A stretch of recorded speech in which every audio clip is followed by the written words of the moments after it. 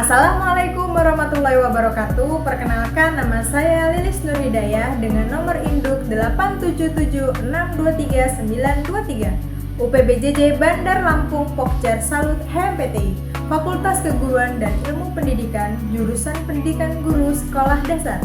Pada hari ini saya akan melakukan tugas mata kuliah PDGK 4107 Praktikum IPA di SD pada modul 8 Listrik dan Magnet, yaitu pada kegiatan praktikum 1 kelistrikan dengan judul praktikum percobaan arus listrik dan tegangan listrik.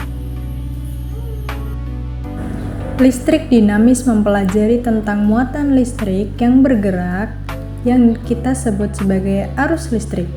Arus listrik dalam suatu rangkaian dapat mengalir apabila kawat penghantar bersifat konduktor atau penghantar listrik yang baik. Sebaliknya, arus listrik tidak mungkin mengalir jika kawatnya bersifat isolator. Arus listrik ini mengalir karena adanya beda potensial atau tegangan, di mana alirannya bergerak dari potensial tinggi ke potensial rendah.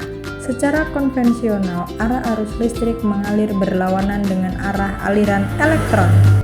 Menurut hukum Ohm, besarnya arus listrik dalam suatu rangkaian selalu berbanding lurus dengan besarnya tegangan listrik dan berbanding terbalik dengan besarnya hambatan.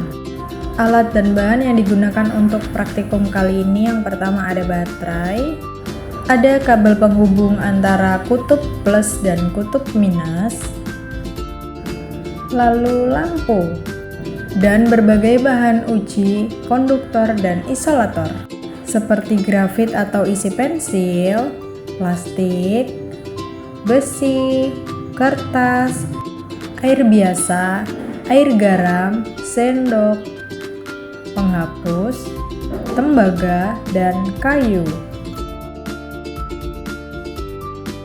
Percobaan pertama pada kawat besi.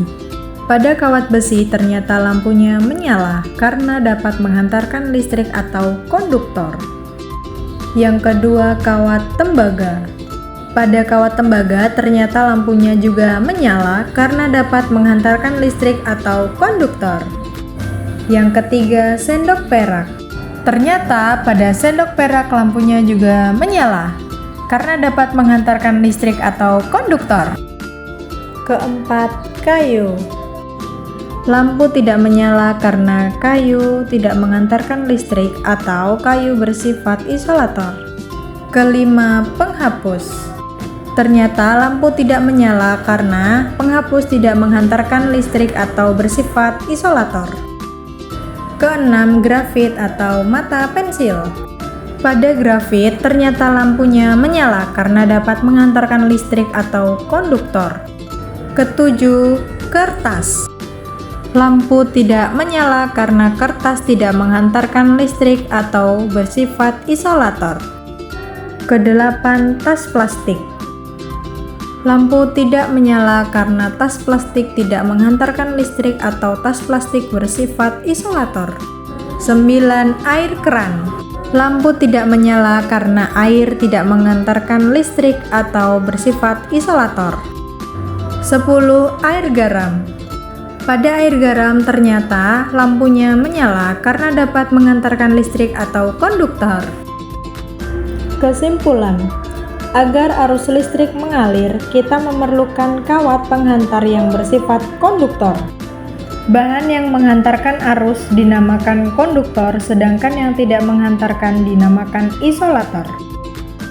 Dari hasil percobaan bahan yang termasuk konduktor yaitu kawat besi, kawat tembaga, sendok perak, grafit atau mata pensil, dan air garam. Sedangkan kayu, karet, penghapus, kertas, tas plastik, dan air keran termasuk isolator.